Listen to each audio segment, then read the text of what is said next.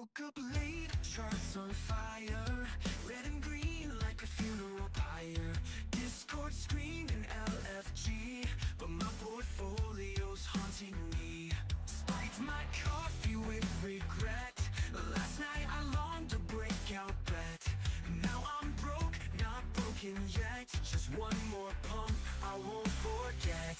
Buy high, die huddling. The gen brain dopamine's controlling. Ride the whale, get wrecked clean. This crypto dream's a guillotine. Fake guru with 1,000 subs showed me coins in shady clubs. Promised moons, Lambos and jets. Now I'm left with JPEGs and debts. Scalped my soul in a 5-minute chart. Market dumped and it ripped my heart. But I'll reload, I'll play to win. Even if I lose it all again. Buy high, die huddling. Gas fees burn, but I keep rolling. Almost gone, greed's the king. This crypto dream's a punk rock thing.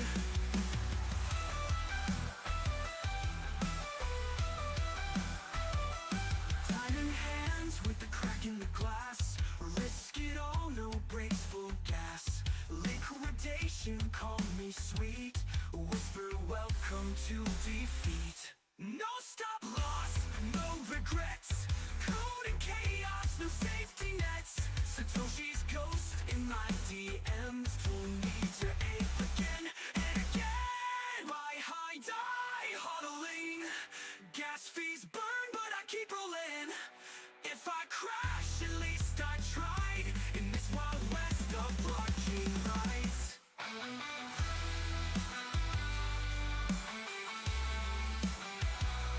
I'll be trading till the lights go out. Shots are noise, but I live for the sound. One candle spike, and I'm back in town. Crypto's a fight, and I'm 10 toes down.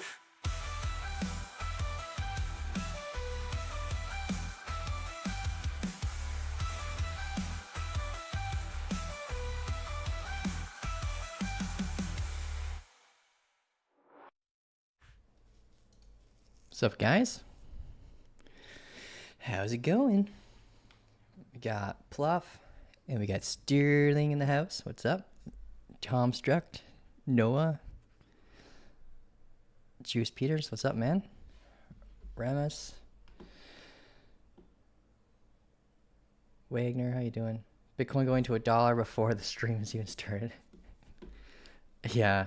Well, we jumped in the short last night around like 9 p.m. Eastern. I'll go through that really quick because it's kind of a bummer because of what occurred. Basically, could invalidate our ability to hit our target. We could see continuations down, but we have a lot of barriers that will prevent that still. But anyways, so last night we drifted away from this active valley area, started getting closer to the measurable target of the inverse head and shoulders. That was 120K. But when we tried to get acceptance into this previous value area, we kind of failed, right? So this is the previous value area from price action to past here. We can zoom out and I can show you where it came from. Right, this was the 16-day valley area here that had a lot of influence over our price action ever since.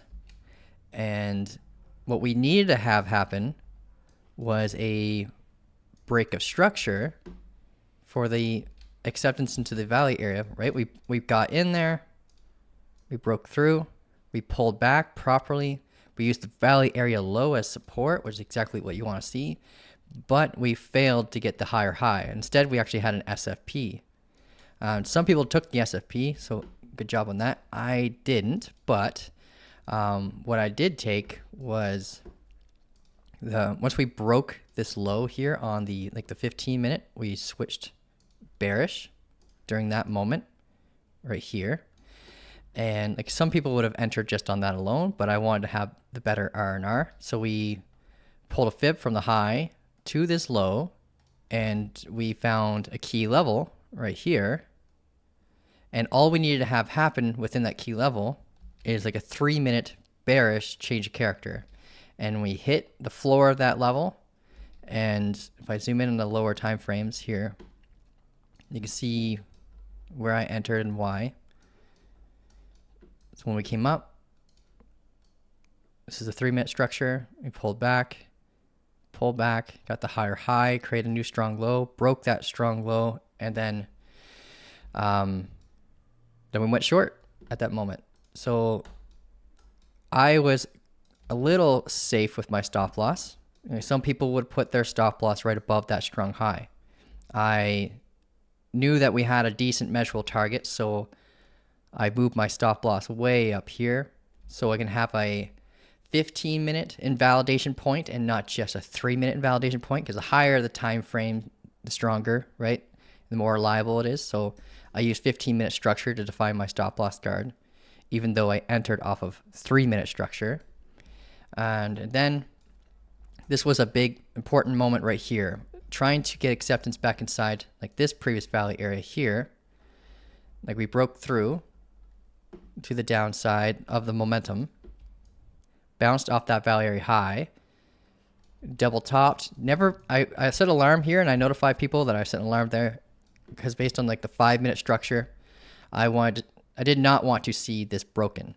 If this broke, then we'd have a bullish change of character right after tapping that valley area high, and I was worried that it could cause us to go range bound up here and potentially threaten our entry.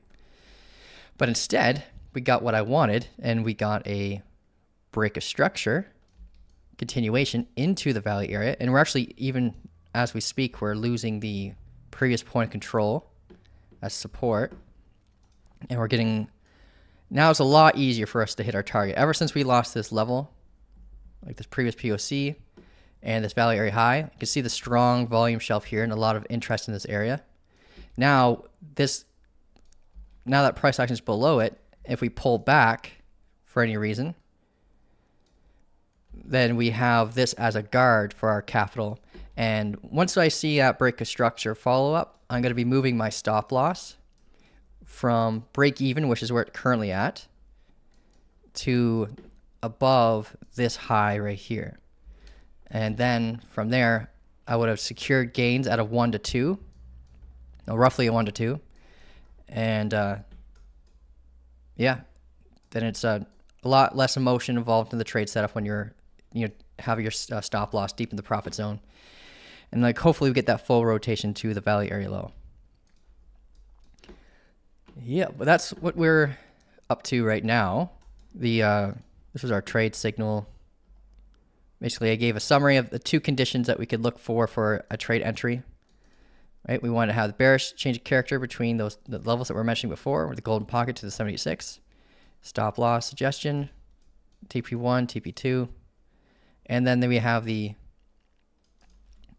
other condition, which is basically the 15-minute candle close. If you want to just wait for that and use this as your stop loss, you could technically have done that, but we also wanted to see that break of structure to follow up. But yeah, that's pretty much it for Bitcoin. Now, there are some areas we can prepare for longs now, right? And when those conditions are met, that will pretty much tell us to get out of our short. So here we have this low at the valley area low, where we could sweep liquidity from this area here, maybe get an SFP. So let's say we build any like structure where we have a pullback, then we have an SFP, then we can target that high, right? So a short-term kind of scalp idea. Another thing we could look for is a like bullish change of character, preferably on like the 15-minute time frame, like similar to what we saw here, but upside down, right? We want to see, this was a bearish change of character that we used for our entry. We could look for the bullish one, and same kind of conditions, right? Where if we get that close and it's too high relative to the strong low for your stop loss, you can use fibs. Once you start seeing that like a 3-minute opposing change of character, you can start establishing that as your high from your low and pull a fib from here to here. And then that will give you a level to prepare for a 3-minute bullish change of character for the entry for the continuation. So we're using lower time frames to sync and communicate with higher time frames in that kind of scenario. Now, this level isn't nearly as high confluence as a level I've been talking about for over a week now. Down here, we have like the 50-day EMA, lots of liquidity resting here. Strong previous value area high where the inverse head and shoulders kind of began. So we have two levels that we can watch, and depending on how the price action behaves around these levels, we'll have an entry for a long. So around here, or preferably around here for longs. Bitcoin start to accumulate. Well, yeah, we had accumulation structure before. Now we're starting to see like that. Now that we're hitting like previous supply concerns, we're getting warnings of sell-offs, right? This was like accumulation structure here. We had like that Wyckoff kind of model, like inverse head and shoulders, right? If we look for, what we're looking for is structure that gives us evidence of accumulation. And then we can start jumping on the long. But macro, Fenrir there, macro, people are accumulating like crazy. There are more Bitcoin being bought than being made right now. There's about 500 Bitcoin being made per day. And there's definitely a lot more being purchased per day. So it's creating like a supply shock essentially. But yeah, that is Bitcoin. Good morning, Mikey. How you doing? Blair, what's up? Bull Runner, how you doing? So that's our trade plan for today for Bitcoin. If we have that, the opposing change of character around these key levels, then we'll be getting out of our existing short. I only closed about half of the trade so far right here, and that was at a greater than a 1 to 2 risk to reward ratio, so my net R&R will be great. And then down here's where I'm hoping to close the rest of it.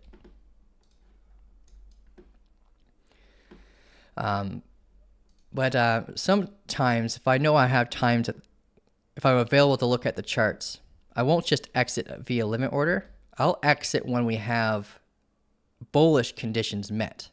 So if those bullish conditions are not met, it kind of tells me I can stay in my trade, right? So if say, for example, we don't get this like a double bottom or a bullish change of character structure here, and we get like another follow-up brick structure below the value area like this, then that can tell me I can stay in my trade until our next key level that we can watch.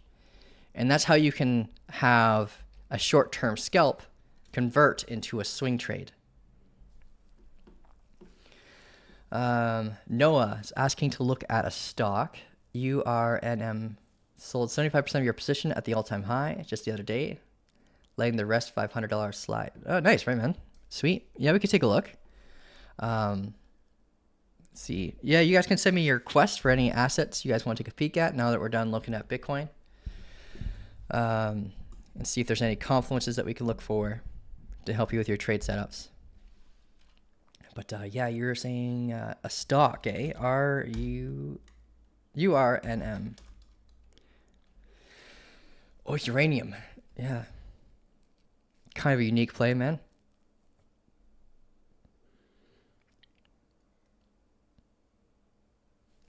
I'll look at the New York Stock Exchange one here.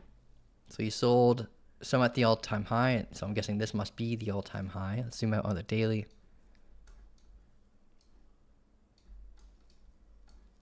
This is not the asset you might not have been looking at, but it's pretty close to the all-time high. Congrats, man. And we have a 3-day order block below you. That's where your strong low is as well, because we didn't have a proper pullback on the daily yet. So this is a level that you're going to have to watch. If that level broke, I would definitely consider taking some off the table, or maybe even closing your position. And looking for a new, like a re-entry. Okay, so that's one key level on the daily. Let's go to like the hourly. You're in at 34. Okay, you're above the 200-day EMA. You're set.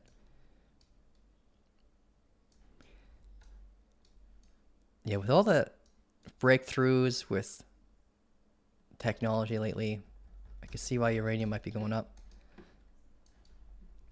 All right, here's another key level here in the lower time frame. This is the hourly right here.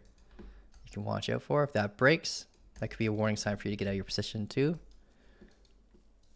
Not as strong as the daily, of course, because you can have an internal pullback and then it still hold and come back up against the daily structure. That's all I really have for you, man. Like I've got a weird feeling about this potentially doing like potentially a lot more growth. We are in an area of concern, like a supply zone. Obviously, we're up close to all-time highs, like around $60. Went through, yeah. Right now we're mitigating the last supply barrier right now as we speak, right here, before hitting the all-time high.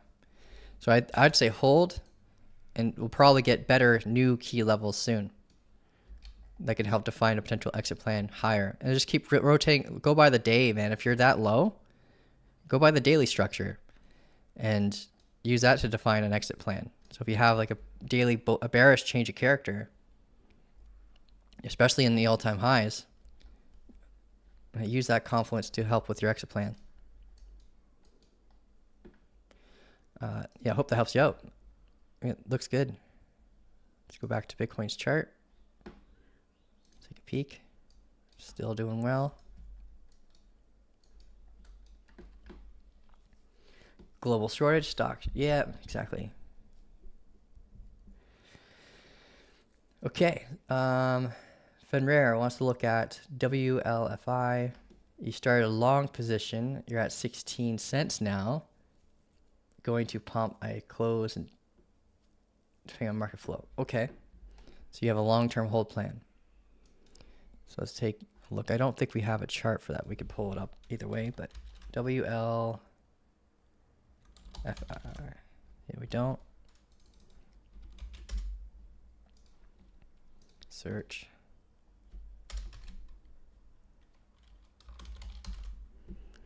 Let's go on World Liberty Financial, right?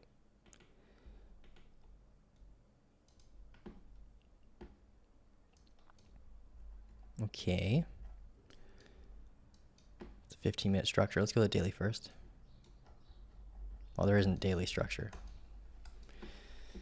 Okay. This is a Binance, so there isn't very much history on the Binance chart. But this isn't a very old asset either, so we got uptrending daily momentum here.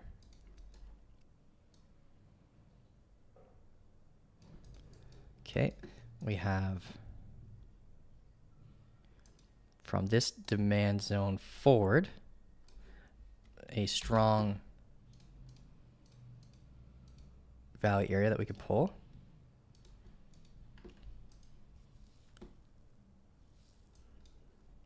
A little bit of double distribution.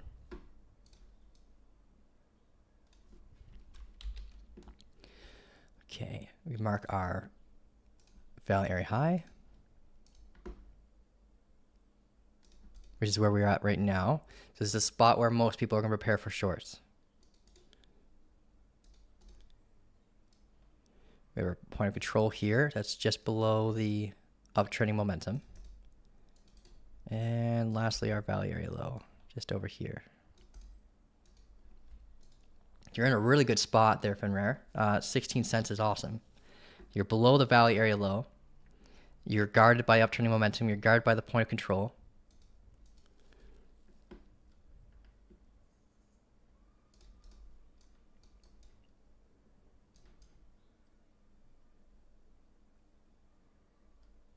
A little too good.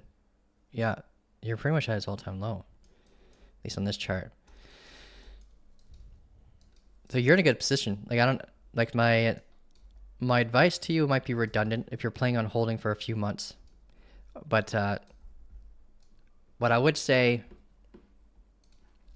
if we for some reason lost this value area to the downside, we had to act as resistance, like similar to what we saw right here. We had a proper pullback, hit this, and got the lower low.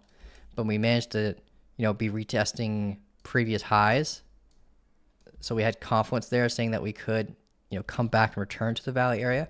But normally when you see stuff like this, you prepare to get out. So if we see that at a level like here, get that brick structure, and we lost this valley area, then we could see a rotation back down to 16 cents. Being mindful of, the order blocks along the way, liquidity right here. That could prevent us from going back down to 16 cents, but that would be your first big warning sign that you might need to take some off the table.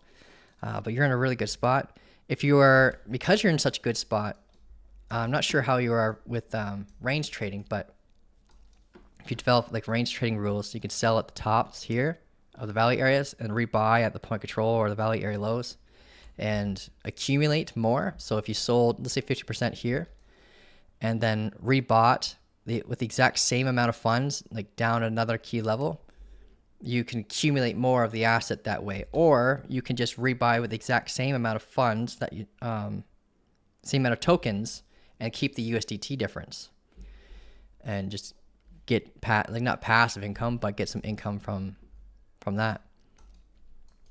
But right now, the structure on the hourly, let's go to the 15-minute. We had that bearish 15-minute change of character at the valley area high. If we lose the VWAP after like hitting our head off the valley area high here and get another break structure follow-up, then I can see us grabbing liquidity from this regression trend right here and maybe get a continuation to the uptrending momentum. So just be aware that we could be rotating down a little bit, but we have some decent confidences that can hold us up around 21.29. So if I were to draw pathing of what I'm expecting from WLFI right now, we hit our head here, lower, low, and then grab this liquidity and prepare for potential longs around here. I hope that helps you out. Let's go over to Bitcoin. It's starting to build. Yeah, just a little bit of bounce, nothing crazy. 3-minute structure, V-shaped recovery. So yeah, there's nothing really to worry about. We have just built a supply concern here, right on top of the point of control, where the volume shelf is. So lots of reasonings to hit our head here and continue down.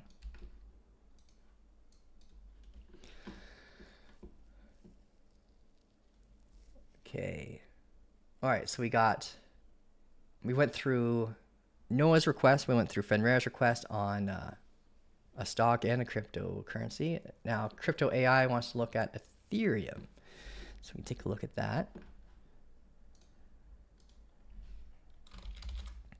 I didn't look at Ethereum since the crash from Bitcoin, so I'm wondering how it performed, if we had relative strength or not. No, I was hoping for relative strength, and we did get it. We got relative strength. Fuck yeah. So, yeah, remember we were talking about like holding on to this valley area high. We really wanted to hold above this valley area high. And if we broke this key level here, we'd run up. And we were worried about the supply concern. We hit our head off of that. We didn't SFP like we did with Bitcoin. We had a little bit of relative weakness during this moment. But we did get that break of this low, failed to create the higher high, came down, and now we're back to our key level again.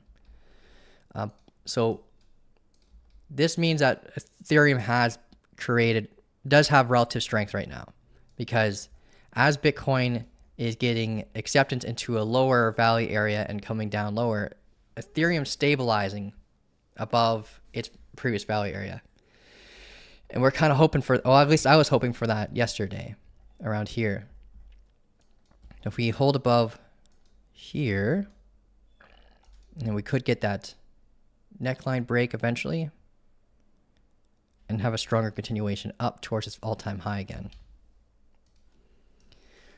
We did see that there's a massive sell wall here, so there's definitely institutions trying to suppress the price. That's one thing you got to be aware of. So if we come back up to these highs eventually, probably not before we go on our next live. Like, we're probably not going to worry about that for a little while, but I do want to let you know that there is institutional involvement trying to keep the price lower. scare people out so they can accumulate still at these prices.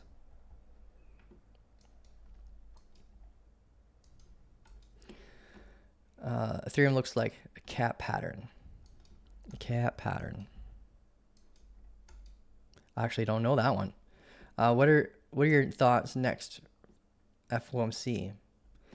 Well, based on yesterday's FOMC meeting, it seems like they're like doing things mostly based on jobs data, and there's a lot of mixed data that kind of like conflicts with the idea of doing a potential another rate decrease.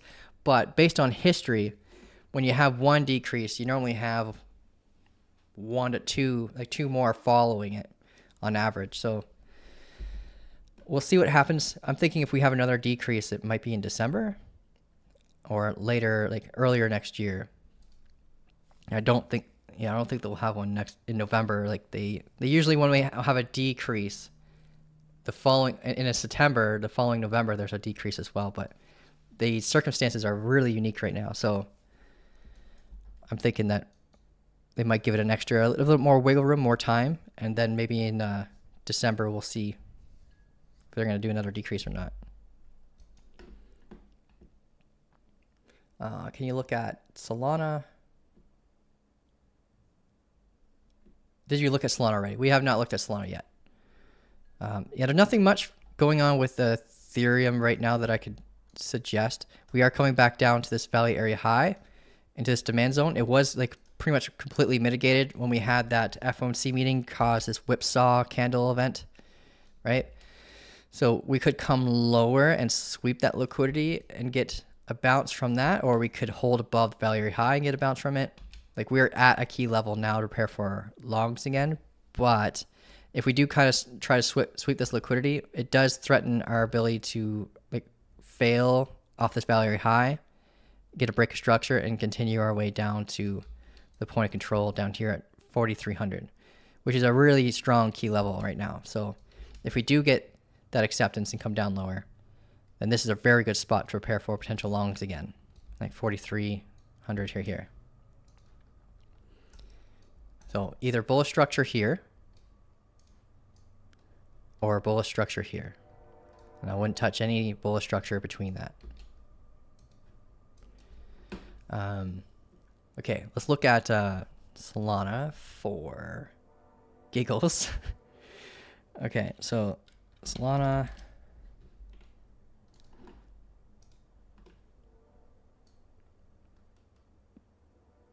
Okay. Yeah, last time we were looking at Solana, we were worried about this supply concern here. Lots of stacking confluences there. Right, if you pull FIB from here to here, we had a golden pocket, 786, supply zone, and an order block. They all got melted right through like it wasn't even there. And that's why I don't limit into stuff. I need to see the structural evidence of resistance before I jump in. Unless, of course, you know, I'm not knocking people who live in order, by the way, guys. Like, there's nothing wrong with it. But for me, I like to see the visual evidence of resistance before jumping in. If you back tested something that says, like, for example, a certain conditions that are met, like, for example, an order block in a golden pocket right after like a bullish change of character on a higher time frame, you could limit into that if you know the probability of it being right. And using like a higher time frame strong low or strong high as a stop loss guard. So we melted right through that. And then we had our bearish change of character here on the hourly, just after grabbing all liquidity from above these highs. So we can delete this noise now. Got rid of this, get rid of this. This was for potential SFP. We got that SFP right here. It came down a little bit. The target was pretty steep. Not sure if anyone took that on the pullback, but now we're building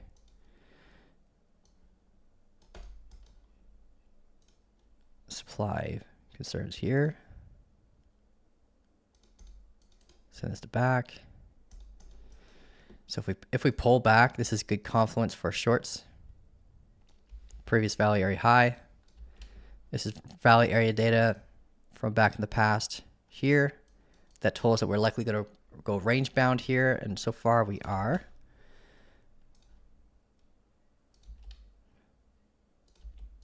Okay, and we have a previous point of control in line with another previous point of control here. So here's some interest for potential bounce.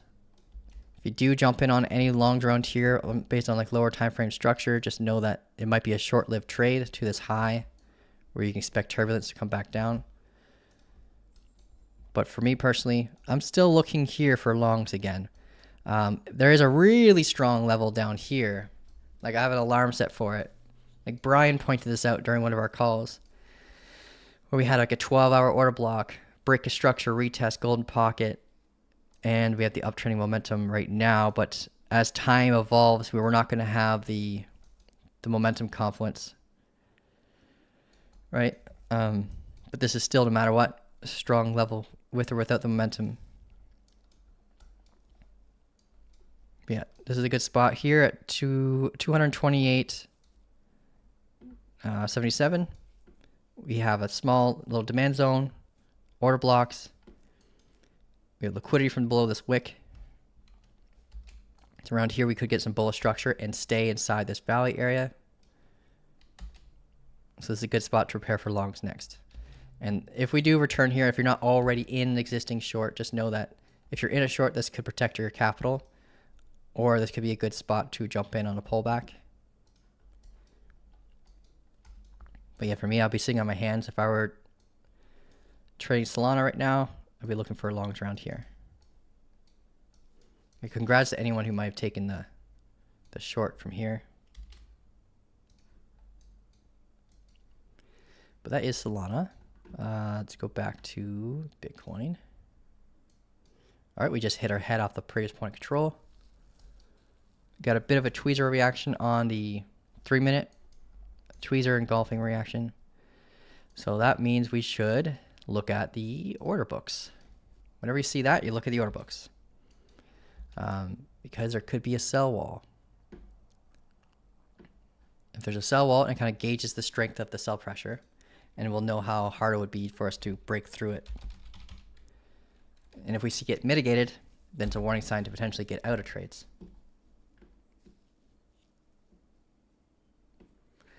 Fenrir, they dump so we can buy a discount until, yeah, historically, September, we have strong aggressive pullbacks, and because of that, October, it's kind of got nicknamed Uptober, in confluence with like the seasonality of like taxes and all that stuff. There's lots of key reasonings for pumps from late parts of the year, like October and November. But November is also usually the peak of bull markets. That's what we were looking at. We were looking at, I typed in Glassnode instead of CoinGlass. Wrong data.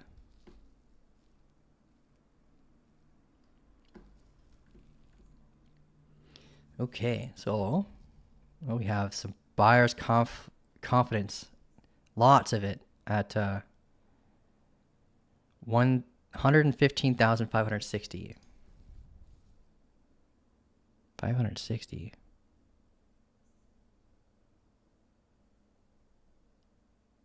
Okay.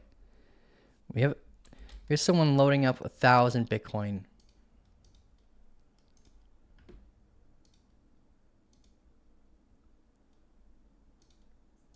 So let's see if we break through this. So this is 1,000 Bitcoin buy wall.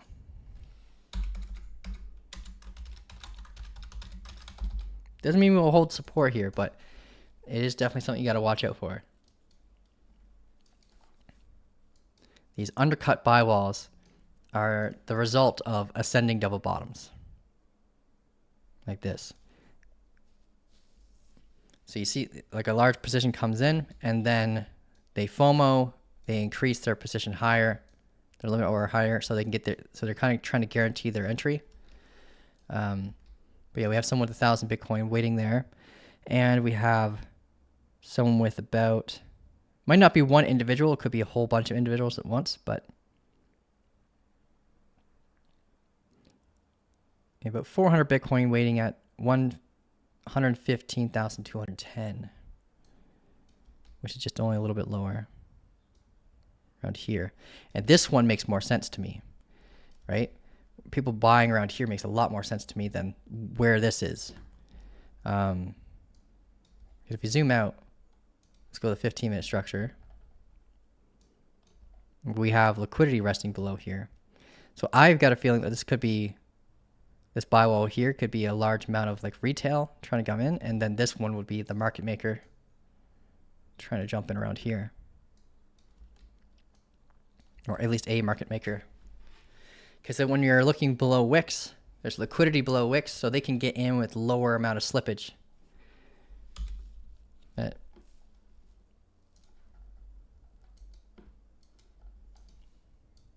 Or just traders trying to jump in with a market maker. Last bear was in December 2021. Last bear market started on November 12th, 2021. That's the first red candle, I mean, at the top. He started short Solana 3 to 4 months, closed position first, got 40K profit. Nice job, man. That's awesome. Yeah, this cycle, usually I'd sell at the top of cycles, but I wouldn't do a cycle short. This time I'm going to be doing a cycle short for sure. On Bitcoin, once all the on-chain rules are met, I'm jumping in on a short.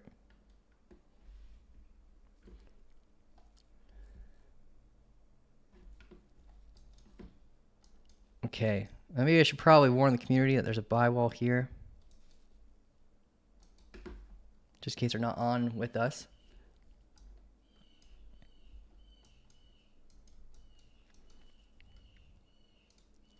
Yeah, I'll let people know.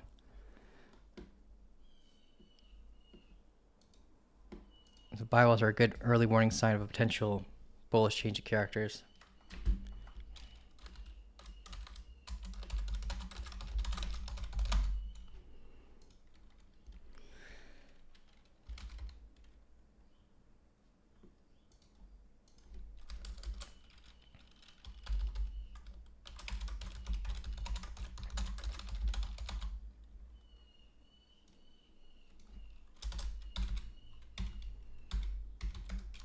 Okay.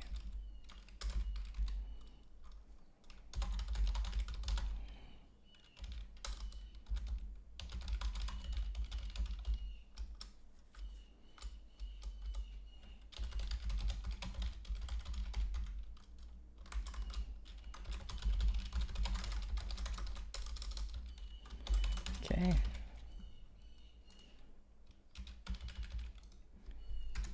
Sorry guys, just I prioritized the just making sure everyone can get out of their positions safely, just in case they want to use that confluence for their exit plan.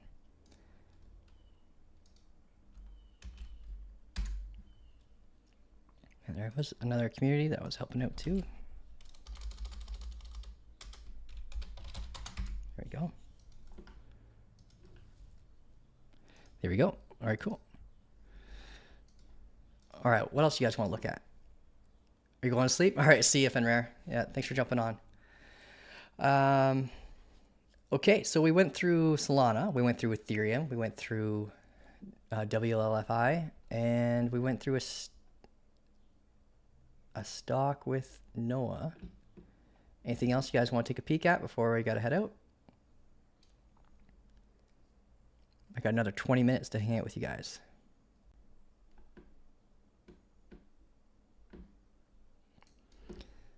See, the one thing I want to bring about is the on-chain metrics. Now that I actually have access to looking at this stuff again, because I wonder if Chain Exposed has updated their... Yeah, Chain Exposed, I don't think they've...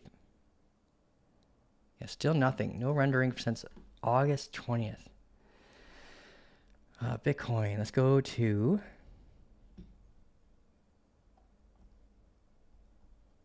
Let's see... trying to get to the used to this layout. Unrealized profit and loss, net unrealized profit and loss. Let's zoom in. Now we're at 0.54. Okay, so we have a little ways to go still.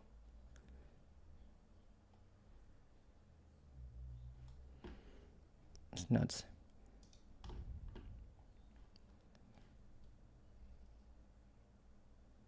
So I use for those of you who don't know, I use the like on-chain metrics to tell us how close we are to the bull market top.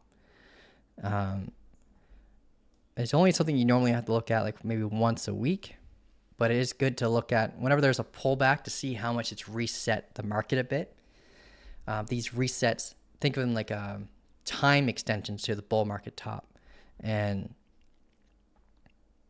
yeah, we need to get above like the 0.75 level, the euphoria stage here. This is called the top perfectly every single cycle. So this is what I've been using as part of my core rules for helping me call the absolute tops and confluence with like a bearish daily change character. But we have a little ways to go. All this consolidation just keeps helping reset the market. Kyle, could you check AI, USDT, Cardano, Pendle? Okay, so we got 2 requests for Cardano, so we'll pull that up first.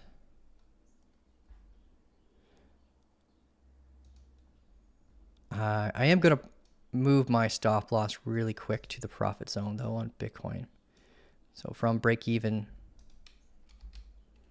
to this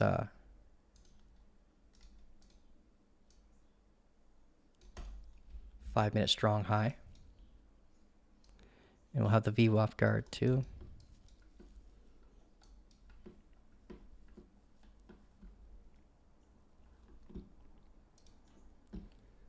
I gotta go on to Blowfin really quick.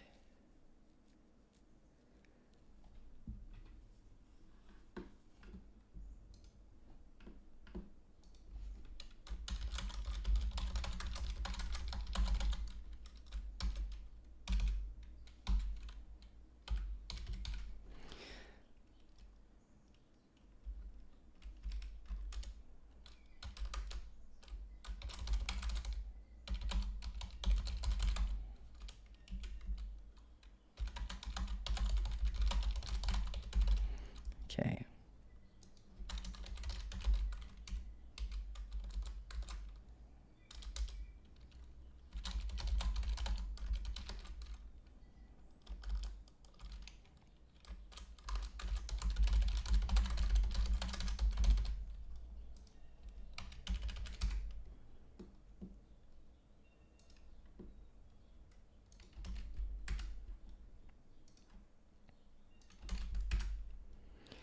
And lastly,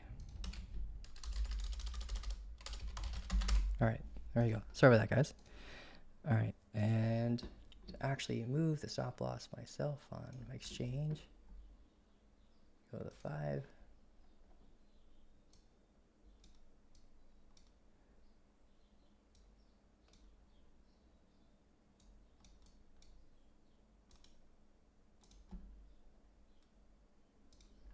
CPSL.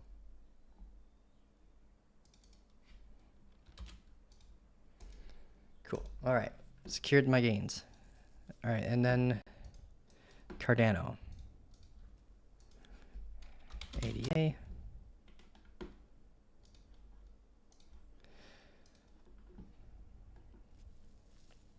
Yep. Similar to Bitcoin. There's a key level here I really want to jump in along on, but we never got to it. We're looking for potential SFPs here. There was a really small one here. Get into. So yeah, we broke momentum on Cardano. We had an awkward situation where you'd have to kind of like use internal structure to define a potential entry because our multi-time frame change of character was way up here. You could have jumped in on that, but it would have felt really awkward jumping into a pump like that, and then you probably would have to use this as your stop loss guard. Here we had like a failure to create a higher high after we got above a previous point of control. It broke our low and started coming back down. We're at, again, testing the previous valley area low. This being the valley area data right here, right? And this is based on this previous range here that had a lot of influence over our price action.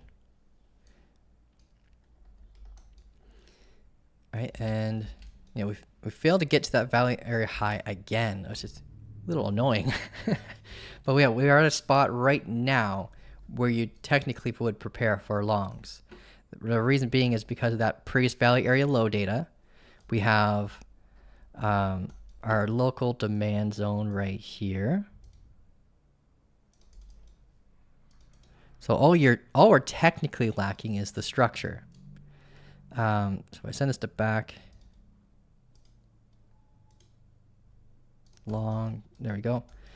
And what we're needing right now, based on the 15-minute structure, is a break above this high. So if we fail to break above that high, then we'll just keep coming down and we'll start seeing a rotation back down to our next key levels. We have some local support here. If that fails, this is a really strong key level here. We got the demand zone, the previous valley area high, 50-day EMA, all in this one location. So if we do not get like the bullish change of character here for a short-term long, like I'll be looking at the internal structural supply concerns, like this, for example, right here. And like literally right here where we hit our head to cause this neckline. But if we get close above that, we'll pretty much have almost a full mitigation of that supply concern. Yeah, but overall, I'll be pulling a fib from this high to the low. We have some confluence here as well. That previous point of control and the golden pocket.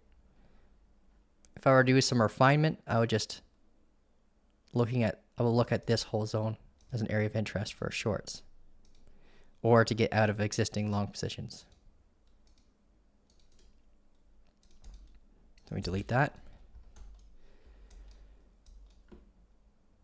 So if this breaks, prepare for this potentially be your exit plan, in hopes that we could break the higher high instead and continue to go up to here, but this will be your primary boss that you have to worry about. And if you don't like the risk, if the R&R isn't worth it, then don't take the trade, right? If you get the pullback before we break, then you can have probably a decent 1 to 2 at least. But if we just break right through, then you're going to have to use this as your stop loss guard, and you won't have the R&R. That'll be like a 1 to 1. So hopefully, if we do continue to go down, you have a really good position to wait for right around here. And that's at like 84.75.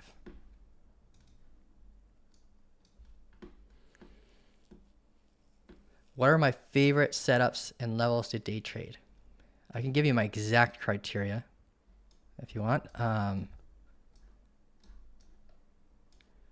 So if I see structure like this, right, I'll start pulling a fib. I mean a fixed range falling profile. Right, this is a valley area high, valley area low, point of control, right? What I'd like to see is after a mature valley area, which is after 2 changes of character. Let's say we come in, bounce, and we have our bullish change of character here. Break of downtrending momentum. These are my favorite setups. So I want to see a break of downtrending momentum, a bullish change of character on like the 15 minutes, my favorite time frame. I have been adopting the 3-minute.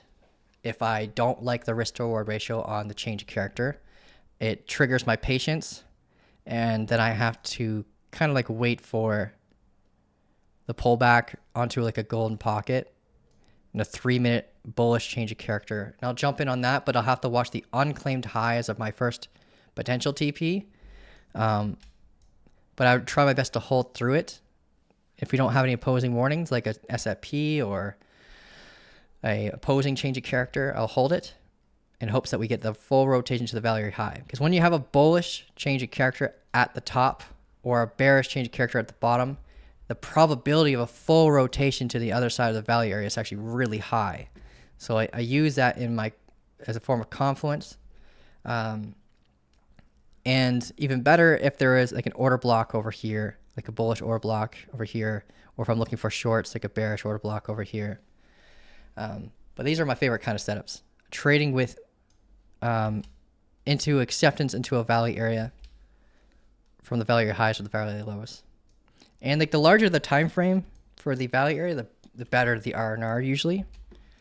Like if you get like a value area that we've been ranging within for like 30 days, like those ones are awesome because you normally have like at least like sometimes like 1 to 6, like 1 to 7 risk to reward ratios. And if you catch it in the lower time frames, you can multiply that factor like dramatically.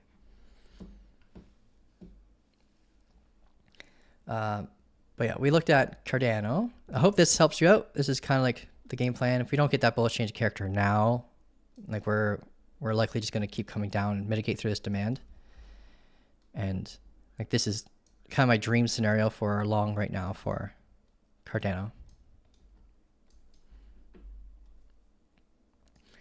Okay, Pendle was the next request.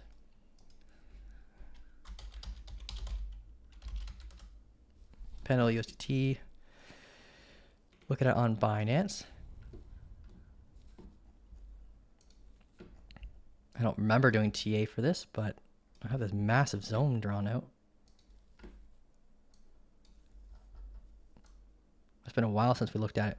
Hey, we're just talking about the conditions that I like to look for, and like this is picture perfect almost, right? So if I see us at the top of valley area, and this is a valley area that's been around for 578 days. So this is an example of how you can turn a range trading strategy into a swing trading strategy by having macro conditions that would meet like normally low time frame conditions.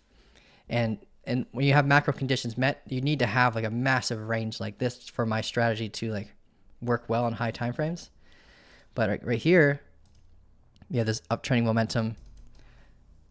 Like what I would like to see is that bearish change of character at the top of valley area high, and then I'll start targeting the valley area low, but always be mindful of strong volume shelves like normally around the point of control, because they could induce a reversal before hitting the target and you can get stopped out during those scenarios.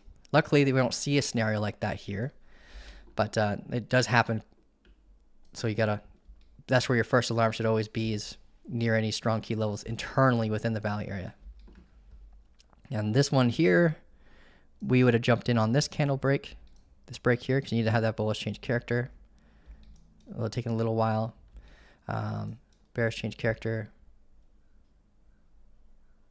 This one was more awkward, but this was a young valley area at this time. Remember I spoke about consolidation, pump. This creates demand. This allows you to identify a range before it even occurs. So once you have your first opposing change of character, after seeing like an impulse move up, base of structure, another impulse move up, this becomes a form of demand and kind of helps you predict that this is likely going to be the range floor, and you prepare for longs around this area. The opposite's true for valley areas that were created from a downtrend, right?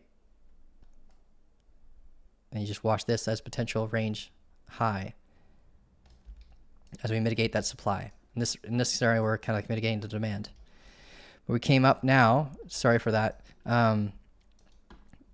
We got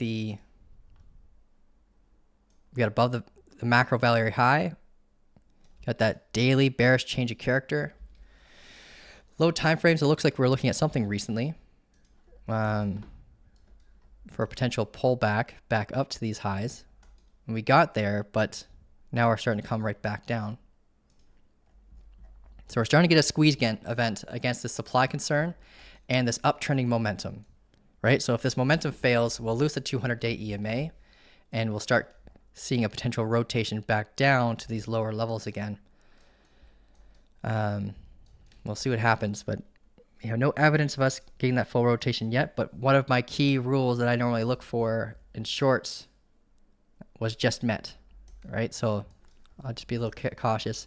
The conditioning of the market's pretty bullish. We just had like rate cuts, so maybe we'll hold above this. You have this internal momentum here. If you got in at the bottom of this value area, then you got lots of conditions to look for warning signs to tell you to potentially get out or stay in. But if you got in recently, then I'd be super cautious.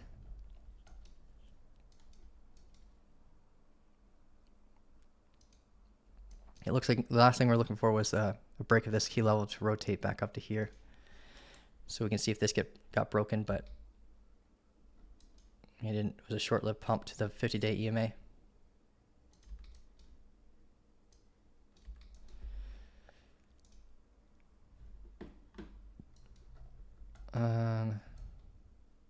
Okay.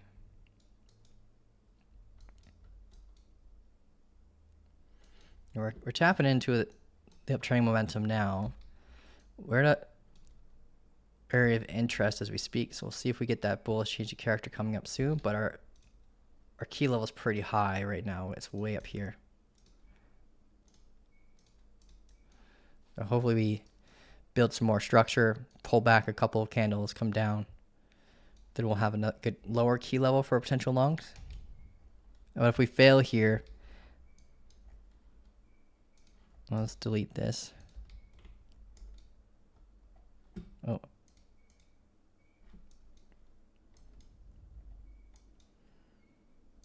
Pull a fixed range.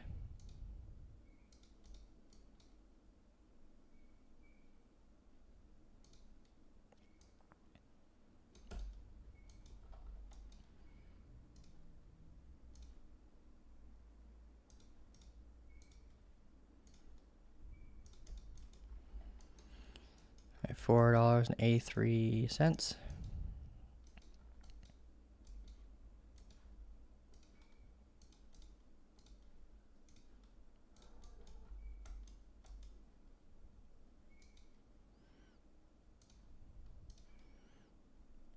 That's the key level. Not a very confident level though.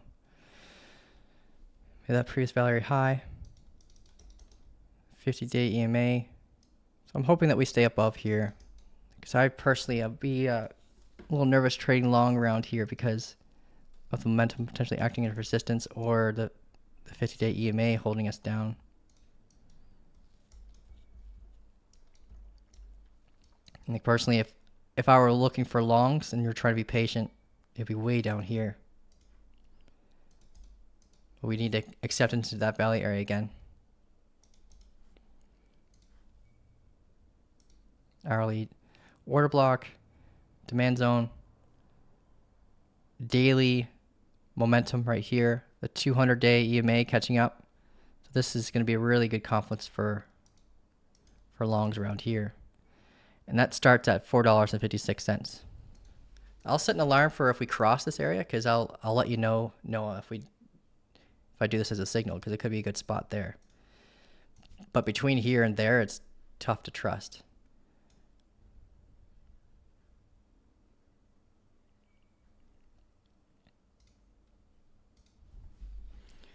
Pendle.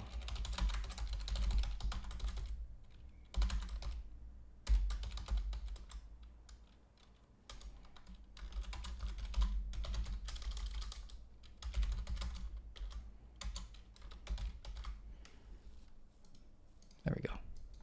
Cool. Let's go back to Bitcoin. See what it's doing. All right, we got that. Got a buy shadow wick there. Strong bounce.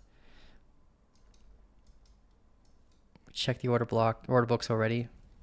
The order books were looking strong. Got some pulls. So some people's confidence were a little shattered a bit, but yeah, still keeping this here just in case. Next request. Can you look at Egan again? Maybe you want to try that name again. Manson Alda. Okay, that helps. Okay, if you look at Egan.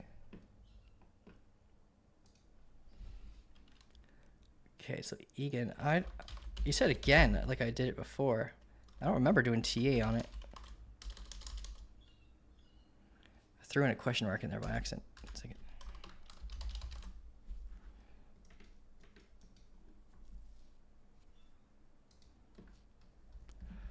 Okay. Falling wedge.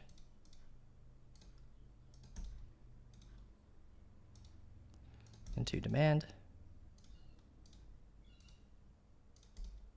Mitigated to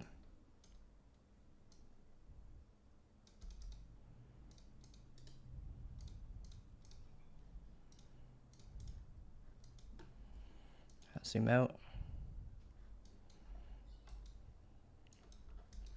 The key level here.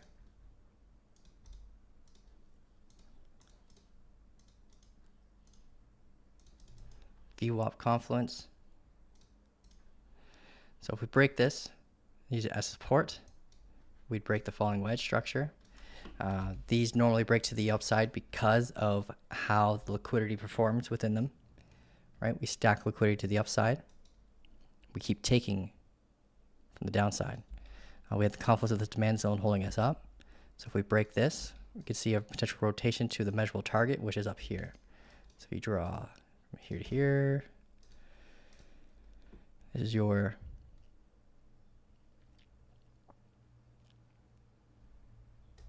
measurable target.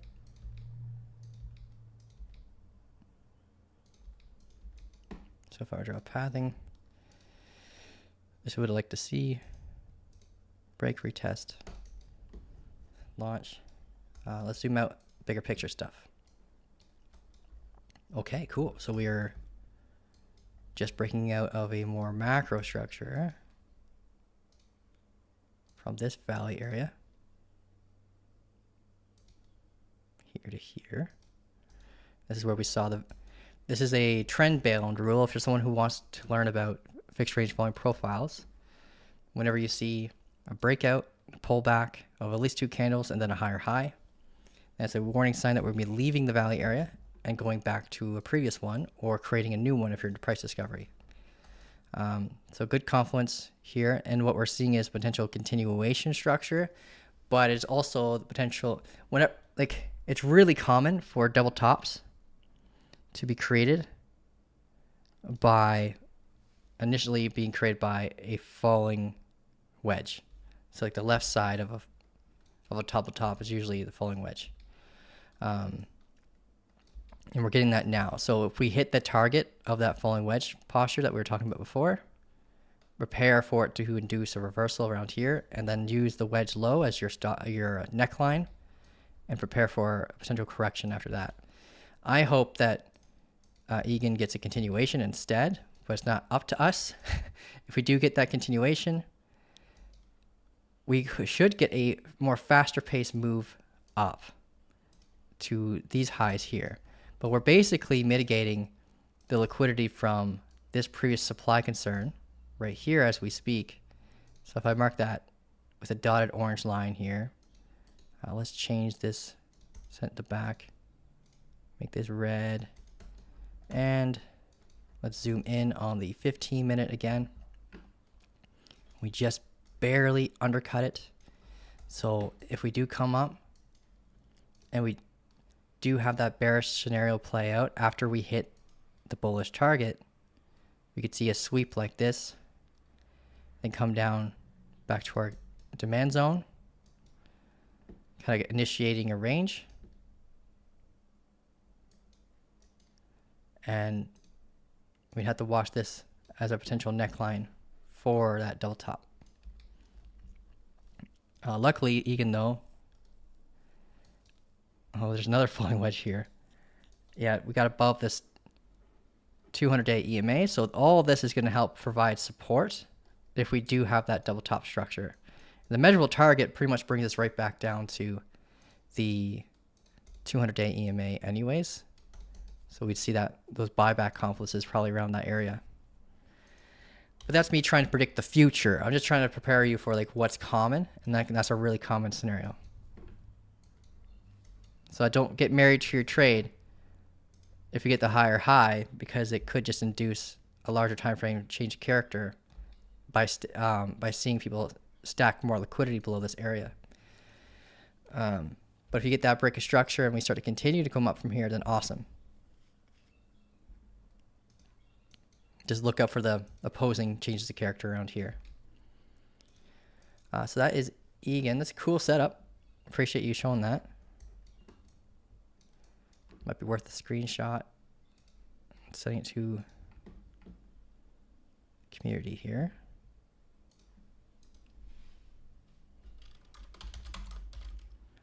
EIGN.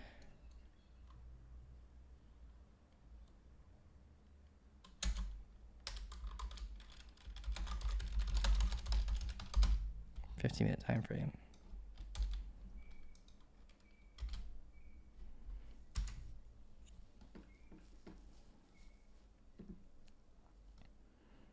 Cool. Okay. Let's go back to here. Steerling, thanks, man. Don't forget to give the video a like, subscribe. Appreciate that. And yeah, you guys are better at selling me than I am. If you guys are interested in learning a lot about trading, you can.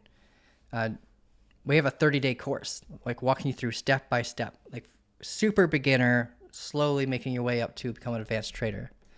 And we are constantly filling in any missing gaps that might be in the course too.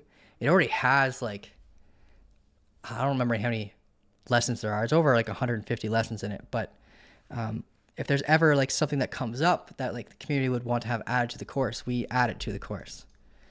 And then we make sure we put it in the course in order in which you should learn it. So you're not like getting confused or learning something you shouldn't learn just yet kind of thing. And you had your very first positive week after taking the course. Good job, man. Yeah, have we covered near? We haven't covered near yet, Daniel, but we can do that. All right, we did Cardano, we did Pendle, we did Ethereum, we went through Solana, went through Bitcoin, still making money on Bitcoin. CRV for Daniel too. Okay, let's look at CRV first. Curve Finance. I wonder if we have a Curve Finance chart pre-made. We do not. Okay, no problem. Oh, I had to leave like 10 minutes ago. I lost lose track of time. Okay, after Curve Finance and Near, I gotta head out, guys. We do have a promotion going on, by the way, while I'm doing the TA on this.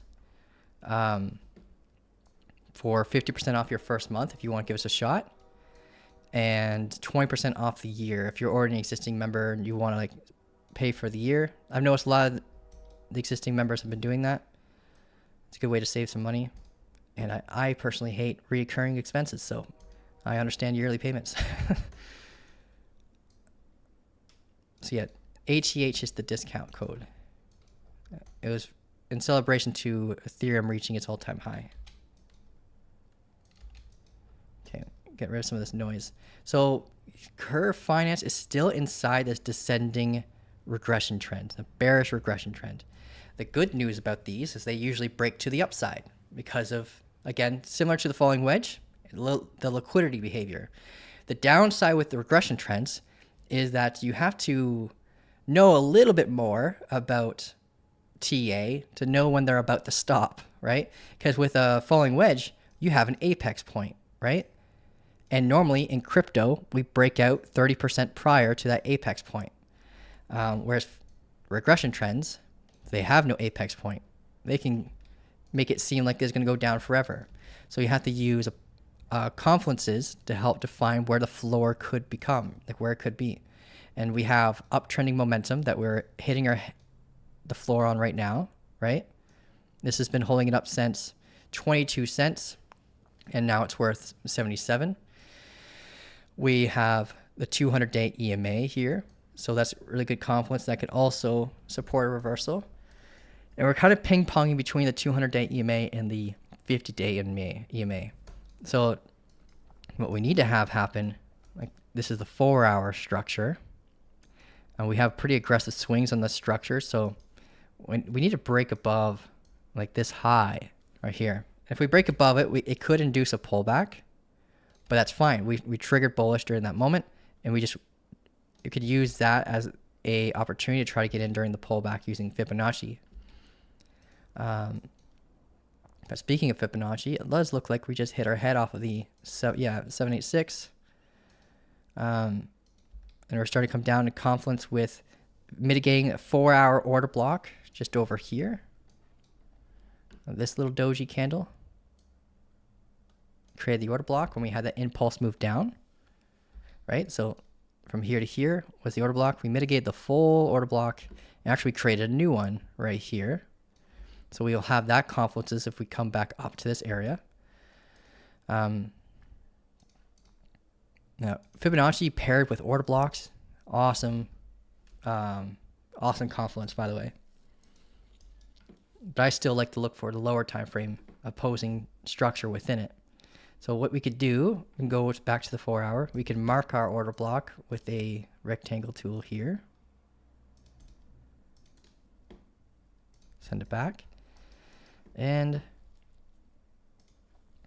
look at the 15-minute structure. This is our key level right now. It could become lower, but right now it's up here.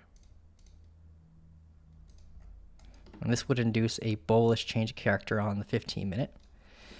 During that time, if we do get a bullish change of character, if we went straight up and broke it during that moment, the R&R would suck when you're trying to target this level.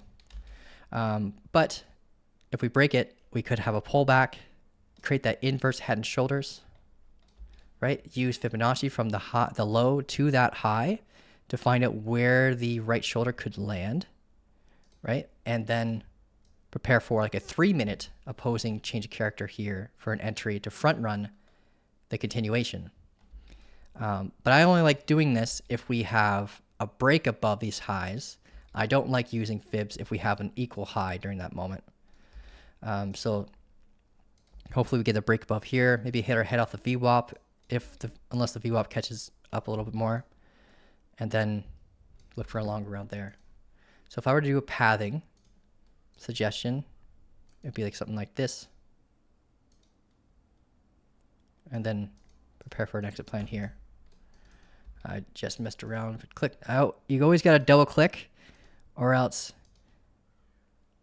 it'll keep trying to give you more anchors.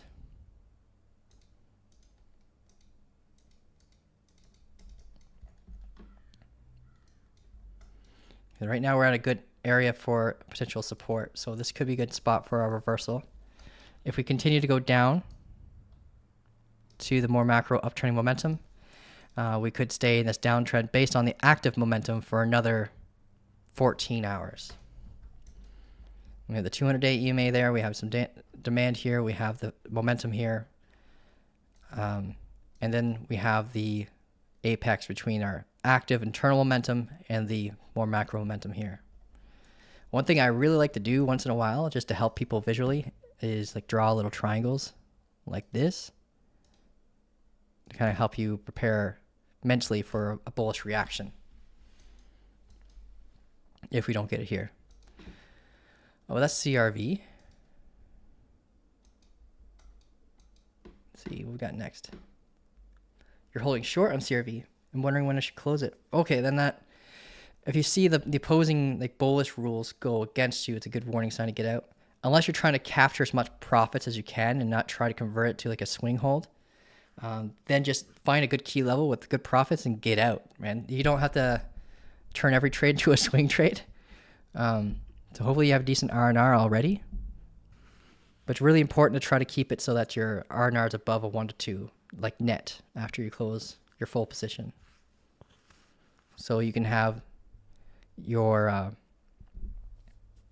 your net R&R like overall for the end of each month or each week be positive. Okay, what a crazy range. Yeah, that is a crazy range. Those are the kind of ranges I love to see. Like DOT has a range like that. Filecoin has a range like that. Energy Web Token has a range like that. So if you're looking for macro swing ranges, there's a list of assets I just gave you for that. Okay. Well, guys, I gotta head out. I'm like way over time. I gotta get some stuff done really quick. Yeah, reach out to me if you need help with anything. I'm always available in the Discord. We did just enhance our security, so there's less impersonators trying to pretend to be me, but still be cautious. I will not message you first. I'll respond to all your messages, but I will not message you first. If you have any friends who are interested in learning how to invest or on how to trade, share my channel to them.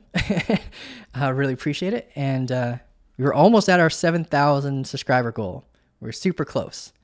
And then my OCD would be like, yeah, it'd be balanced. Everything would be good. All right, guys. You have a great day. Thanks for watching. And I'll see you on